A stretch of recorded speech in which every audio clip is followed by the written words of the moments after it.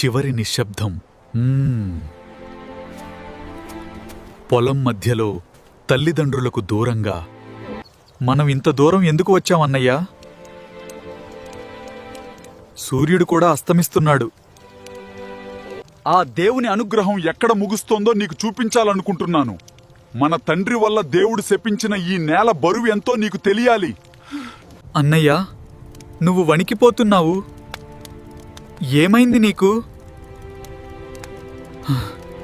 నేల సారవంతం కావడానికి రక్తం కావాలంటే అది నీదే అవ్వాలి.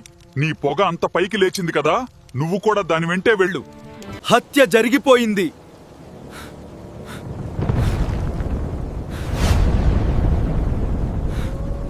నీ తమ్ముడైన హేబేల్ ఎక్కడా? నాకు తెలియదు. నా తమ్ముడికి నేను కావలివాడినా? నీ తమ్ముడి కేక భూమి నుండి నాకు వినబడుతోంది. నీ చేతి ద్వారా నీ తమ్ముడి హత్య అయినా ఈ భూమి మీద ఇక నుండి నువ్వు శపించబడ్డావు. ఈ శిక్ష నేను భరించలేనంత గొప్పది. ఈ రోజు నన్ను ఈ నేల నుండి వెళ్ళగొట్టావు. నేను భూమి మీద తిరుగుతూ అడవి మనిషిలా బ్రతకాలి. నన్ను చూసిన ఎవరైనా చంపేస్తారు. అలా జరగదు. కయీనును ఎవరైనా హత్య చేస్తే వారికి 7 ఇంతల శిక్ష పడుతుంది. మరిన్ని బైబిల్ కథల కోసం ఈ వీడియోని లైక్, షేర్ మరియు సబ్స్క్రైబ్ చేయండి.